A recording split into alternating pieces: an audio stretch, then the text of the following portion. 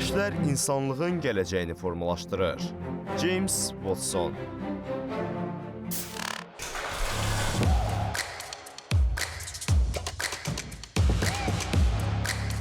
Elm şübhə ilə başlayıb kəşfə davam edir. Bütün problemlərin açarı elmdir. Qaranlıqda işığa gedən yol yalnız elm yoludur. Elm yalnız bilmək üçün deyil, həm də faydalı olmaq üçündür. Elm insanı dinə yaxınlaşdırar, cəhalət sizə uzaqlaşdırar.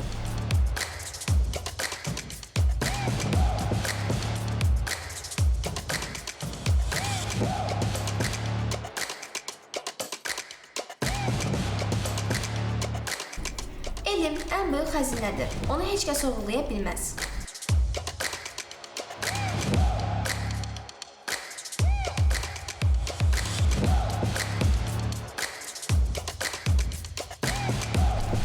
Elm bir nurdur. Həmin nurla bu dünyanı aydınlatmaq lazımdır. Heç düşünmüsən ki, külək bizə elektrik enerjisi verə bilər? Külək yalnız şarları uçurmaq və saçlarımızı qarışdırmaq üçün deyil. Külək elektrik istehsalında da istifadə olunur və bu külək enerjisi adlanır. Külək enerjisi dünyanın bir çox ölkəsində istifadə olunur. Azərbaycanda da külək elektrik stansiyaları var.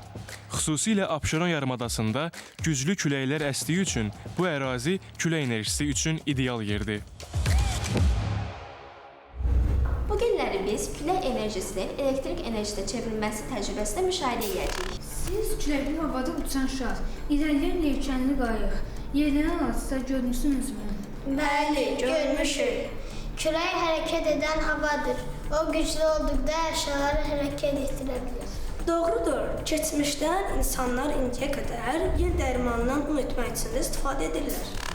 İndiki dövrümüzdə külək türbinlərinin böyük vədləri küləyin enerjisi ilə fırlanaraq elektrik enerjisi istehsal edir. Uşaqlar, bəs siz külək enerjisi necə elektrik enerjisinə çevrildiyi bilirsinizmi? Bəli, bunu bilirik. Gəlin bunu sizə təcrübənin köməyi ilə ardıcıllıqla izah edim. Külək turbinlərinin fərləri küləyin gücü ilə fırlanır. Bu fırlanma içəridəki generatoru işə salır. Külək enerjisi ekoloji cəhətdən təmiz və təhlükəsiz enerji mənbəyi hesab olunur.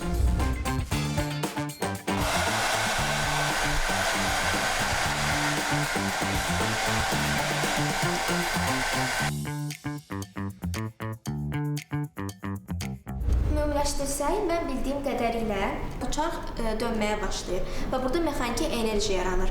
Generatorun bu hissəsində isə naqillər var. Generator bu elektrik enerjisini yaradır və naqillər vasitəsilə bu elektrik enerjisini evə ötürür. Evdə isə bu sayədə işıqlar yanmış olur. İnci, maraqlı məlumatlarına görə çox sağ olun. Uşaqlar, siz də sağ olun bu təcrübəni bizə göstərdiyiniz üçün. Sizə dərslərinizdə uğurlar arzulayırıq. Sağ olun. Sağ olun. Sağ olun. Kim ki elm öyrənib tətbiq etmir, yerə əkib becərən amma məhsulundan istifadə etməyən adama bənzəyir. Nəvai. Leyla, gəl görək tarazını kim daha rahat saxlaya biləcək. Yaxşı Zeynəb, gəl eləyək.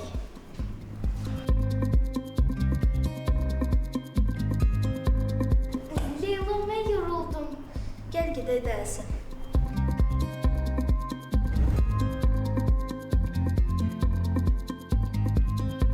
İnci. Hə, Ayxan. Sən heç bir mammanın üstündə atkeş tutmusan? Yox, gəl yoxlayaq.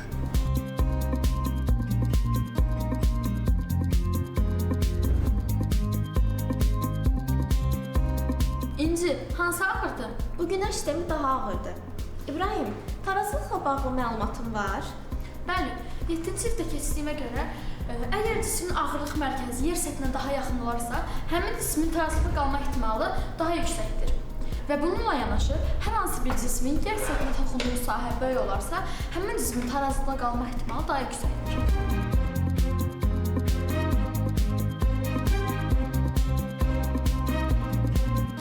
İnşaat sahəsində geniş istifadə olunan qüllə vinçləri məhz tarazlığın saxlanılması üçün fiziki prinsipə əsaslanaraq dizayn edilir. Vinçin ağırlıq mərkəzi onun orta hissəsində yerləşir. Onun dayaq nöqtəsi geniş bir baza üzərində qurulur.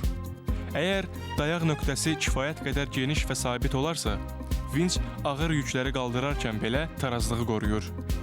Əks halda ağırlıq mərkəzi tarazlıq nöqtəsindən kənara çıxarsa, vinç aşma riski ilə üzləşir. Mühəndislər bu tarazlıq prinsipini nəzərə alaraq vinçlərin dizaynını və yükün paylanmasını dəqiqliklə hesablayırlar. Bir cismin ağırlıq mərkəzi ortadadırsa və dayaq nöqtəsi onun altında yerləşirsə, o tarazlıqda olur. Bizə maraqlıdır. Dediklər mənə böyük T hərfini hatırladır. Görürsən tarazlığın əhəmiyyəti nədir? Binaların yıxılmaması üçün, köprülərin möhkəm dayanması üçün tarazlıq çox vacibdir. Gəlin sizə bunu təcrübə ilə də izah edim. İndi mən sizə cəmi 3 kibrit çöpündən gördüyünüz su ilə dolu bu qabı necə tarazlıqda saxlayacağımı göstərəcəm.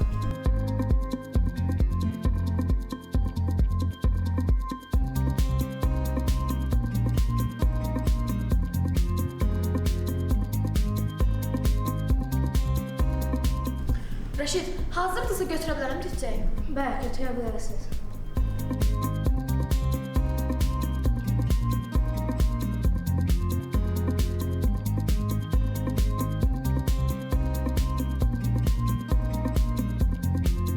Mən inanmazdım ki, bir su qabını 3 dənə kibrit çöpü saxlasın. Baxın, çöplərin qoyma ardıcıllığını düzgün qoymaqla bu tarazlığı yaratmaq olar. Gördüyünüz kimi suyun ağırlıq mərkəzi çöplərin dəstəklədiyi nöqtənin altında qaldığına görə tarazlıqda qalır. Yəni, ağırlıq mərkəzi tam ortasındadır. Buna statik tarazlıq da deyilir. Hə, deməli statik tarazlıq hər şeyin öz yerində və hərəkətsiz qalma halına deyilir. Uşaqlar, bu maraqlı təcrübə üçün çox sağ olun. Mən heç düşünməzdim ki, 3 kibrit ilə bir su qabını saxlamaq olar. Sizə o dərslərinizdə uğurlar. Sağ olun. Sağ olun. Sağ olun.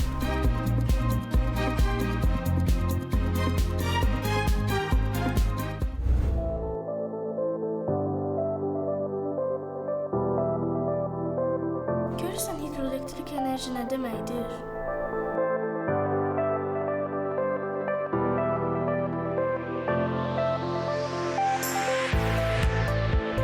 Elektrik enerjisi istehsalının ən ekoloji, təmiz və davamlı yollarından biri hidroenerjidir. Su elektrik stansiyaları suyun axın gücündən istifadə edərək elektrik enerjisi istehsal edir.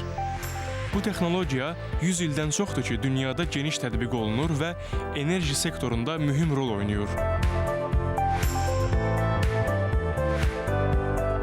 Bildiyim qədərilə indi siz hidroelektrik enerji təcrübəsini bizə göstərəcəksiniz. Bəli, çayların suları artdıqca çayların axın sürəti də bir o qədər güclü olur. Böyük çayların qarşısında bəndilər tikilir. Bəndilər açıldıqda sular boru vasitəsilə aşağı tökülür. Suların axın sürəti güclü olduğuna görə böyük pərlər döndər. Böyük pərlər döndükdə generator adlı qurğu elektrik enerjisi istehsal edir. Bu mənə velosiped təkərini xatırladır. Hərəkət etdirdikcə fırlanır. Bəli, bu elədir. Bu pərlər döndükcə generator adlı qurğu elektrik enerjisi istehsal edir. Və bu elektrik enerjisi elektrik xəttləri vasitəsilə binalara, evlərə, məktəblərə ötürülür. Və həmin yerlərdə də elektriklə işləyən cihazlar, televizor, soyuducu və digər cihazlar rahatlıqla işləyə bilir. Gəlin mən bunu sizə təcrübə vasitəsilə göstərim. Uşaqlar, mən bildiyim qədərilə suyun axını daha güclü olsun deyə bu təcrübəni yerdə aparmaq daha məsləhətdir.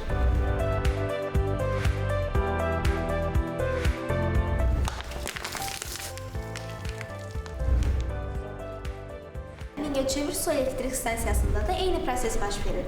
Çayların qırağına bəndlər qoyulur və çayın su səviyyəsi artdıqca axının sürəti də artır. Bu su səviyyəsi artdıqdan sonra bəndlər açılır və oradakı su daxil olur. Bu axının sürəti yüksək olduğu üçün böyük pərlər fırlanmağa başlayırlar və bu mexaniki enerjidir. Bu mexaniki enerji isə generator və naqillər vasitəsilə elektrik enerjisinə çevrilir. Ümumiləşdirsək deyə bilərik ki, bu cihazın iş prinsipi suyun şiddətlə axması nəticəsində pərlərin fırlanmasına və pərlərin fırlanması nəticəsində generatorun işə düşməsi və elektrik naqillər vasitəsilə işığın yanması əsas alır. Uşaqlar, bizə bu maraqlı təcrübəni göstərdiyiniz üçün çox sağ olun. Sizə dərslərinizdə uğurlar. Sağ olun. Sağ olun. Aa, hidroelektrik enerji bu imiş. İşığı söndürmək və cihazları şəbəkədən ayırmaq bizə sadə görünə bilər. Amma əslində bu kiçik addımlar böyük təsir yaradır. Təsəvvür elə, sən hər gün enerjiyə qənaət etsən, milyonlarla insan da eyni şeyi etsə, bu dünyamız üçün nə qədər faydalı olar.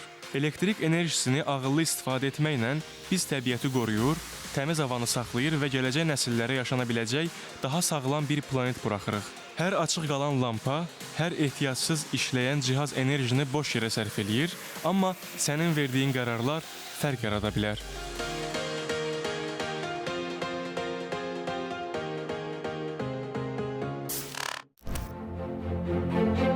Təhsil soyuqqanlılığınızı və özünüzə inamınızı itirmədən hər şeyi dinləmək bacarığıdır. Nərgiz, gəl bu möcüzəvi kürəyə bax.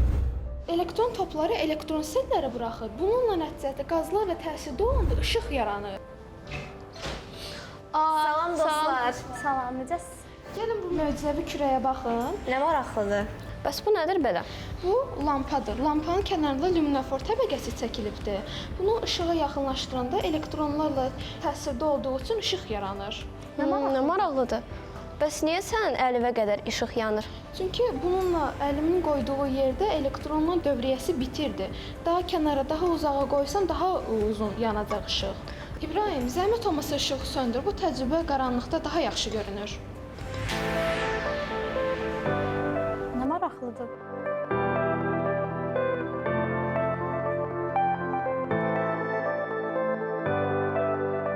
Bəs bu qurğu nədir? Bu atmosfer təzyiqini ölçmək üçün bir cisim, bir qurğudur. Bu vakum presidir. Görürsüz ki, bu qara qabları bir yerdə tutmaq olmur. Nə qədər eləsək də ayrılırlar bir-birinə. Amma atmosfer təzyiqi nəticəsində biz görəcəyik ki, bunlar heç ayrılmayacaqlar.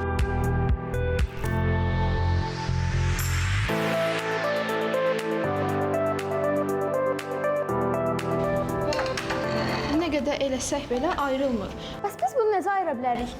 Biz bunu bu borunu ayırmaqla ayıra bilərik. Çünki içərisinə hava girir və beləliklə tarazlıq pozulur. Elektrik və maqnit sahələrinin qarşılıqlı əlaqəsi fizikada fundamental anlayışlardan biridir. Bu qarşılıqlı əlaqə elektromaqnetizm adı ilə tanınır və klassik fizikada həm nəzəri, həm də tətbiqi sahələrdə geniş istifadə olunur. Elektrik və maqnit sahələrinin qarşılıqlı əlaqəsi kainatın fiziki qanunlarının əsasını təşkil eləyir. Bu anlayışın öyrənilməsi və tətbiqi texnologiyanın inkişafında böyük rol oynayır. Elektromaqnetizm həm təbiəti anlamaqda, həm də insanların həyatını asanlaşdıran innovasiyalar yaratmaqda mühüm əhəmiyyət kəsb eləyir.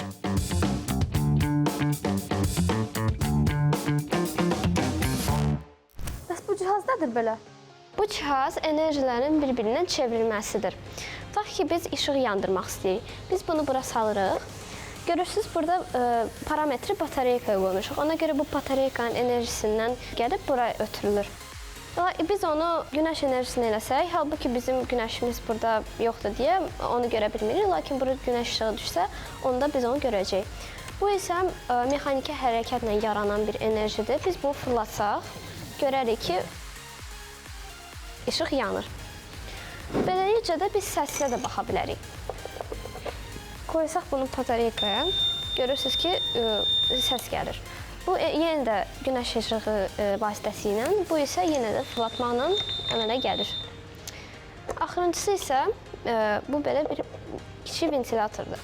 Batareykaya qoysam, bu başlayacaq fırlanmağa.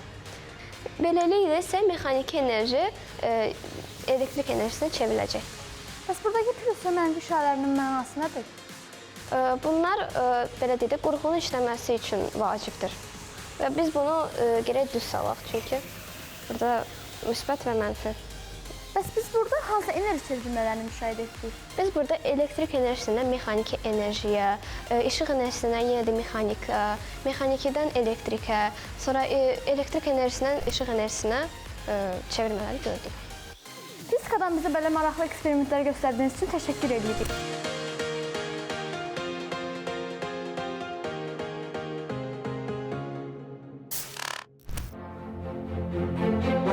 təhsil qığılcımla alov yandırmaqdır. Misir gecələri haqqında məlumatın var? Bildiyim qədərilə Misir gecələri bir çox ədəbiyyatlarda və mədəniyyətlərdə istifadə olunan bir termindir. Misir gecələri gecələr arasındakı fərqi, xüsusilə də astronomik və mədəni baxışlarda çox əhəmiyyətlidir.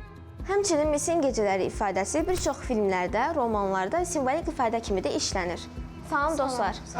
Bildiyimə görə siz bugün bizə Misir gecələri eksperimentini göstərəcəksiniz. Bəli, bu gün biz sizə Misir gecəsi eksperimenti göstərəcəyik.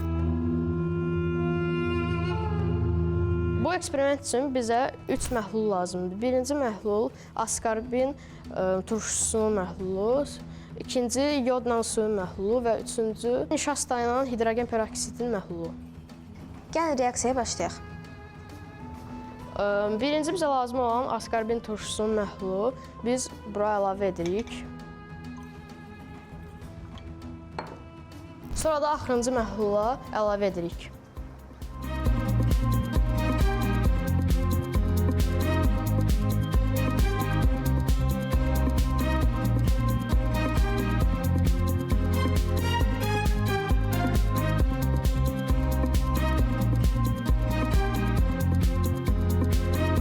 Bəs bu niyə belə oldu? Çünki yod nişastanın rəngini dəyişdi.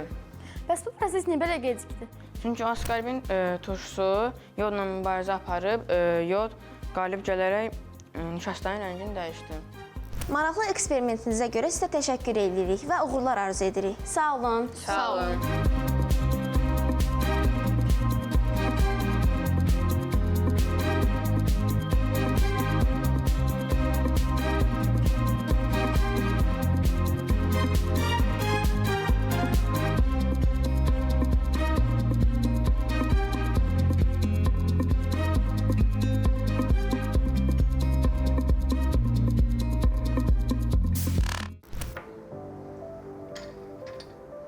İnci, həmişə uşaqlar reaksiya aparır. Gəl bir dəfə də biz reaksiya eləyək, operatorlar da bizi çəksin.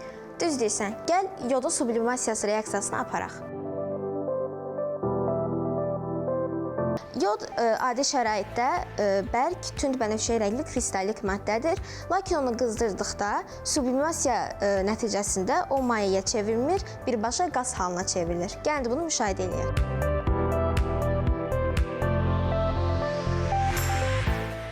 Nə maraqlıdır. Mən elə bildim yod maye halındadır. Yox, o yodun spirtlə məhluludur. Gəl indi spirt lampasını yandıraq.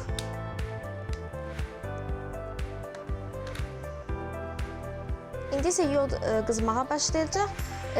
Mayeyə yox, birbaşa qaz halına çevriləcək. Bu da sublimasiya adlanır. Bəs bu kimyəvi hadisədir, yoxsa fiziki hadisə? Fiziki hadisədir, çünki maddənin aqreqat halı dəyişir.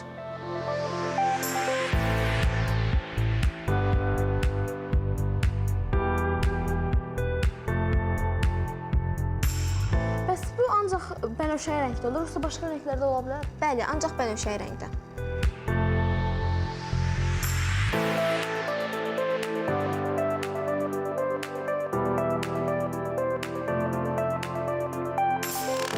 Uğur düsturu sadədir.